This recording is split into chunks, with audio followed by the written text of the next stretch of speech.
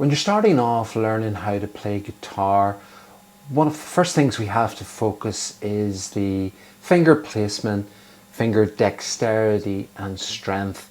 And for the new guitar player, one of the challenges that faces us is getting our fingers used to what they have to do to play guitar. And remember, whenever you're playing guitar, what are you doing? You're pressing your finger down onto a hard piece of steel, onto a hard piece of wood.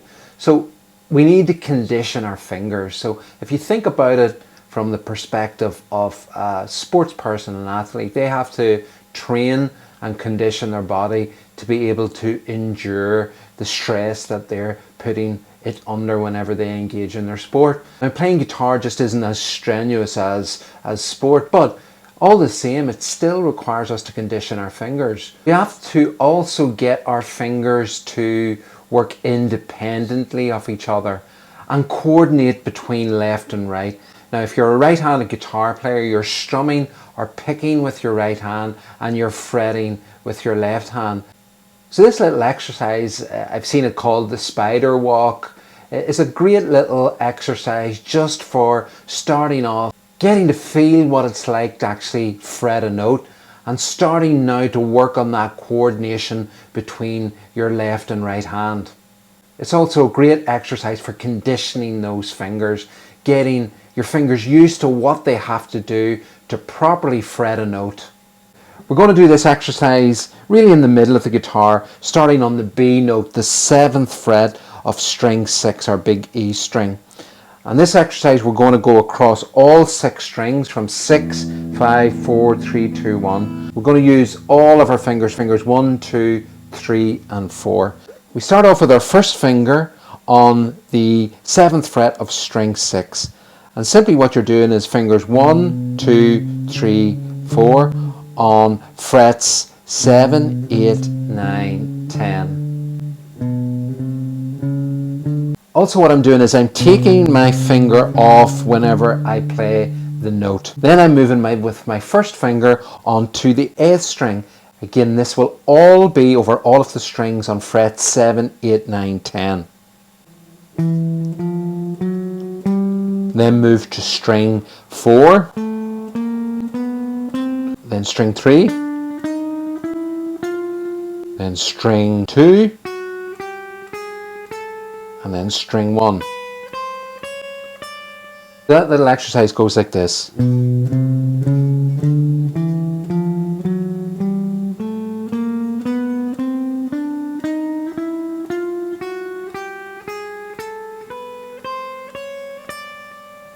And to keep it simple to start with, I'm just doing downward pick, so I'm coming above the string and picking down. Now once you've successfully played that, what we're going to do now is introduce the metronome.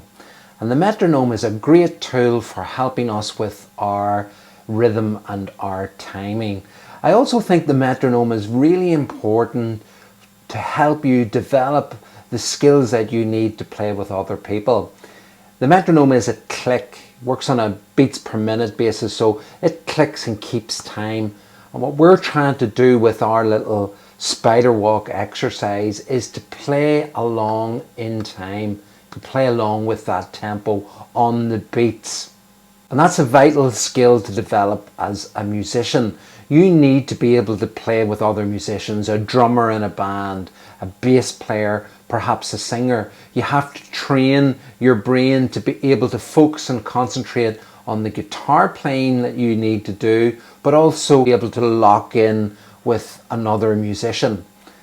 And the metronome is a great tool to help you develop that skill. I'm using Google's metronomes, Metronome, and Google provide us with one. I'm setting it now, you can see, just at 100 beats per minute, but I'm going to bring this back to, let's say, 65 beats per minute. We're going to count ourselves in on 1, 2, 3, 4, and then we're going to play our little exercise. 1, 2, 3, 4.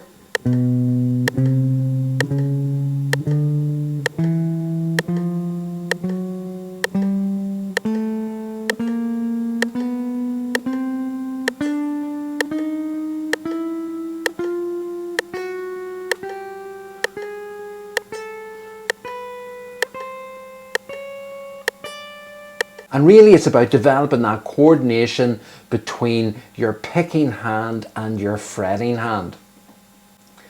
We've also brought the metronome in there to create a wee bit of a challenge there to see how we get on playing in time. And remember, the metronome is a brilliant tool to help us develop our rhythm and timing, and also develop that skill of playing with other musicians.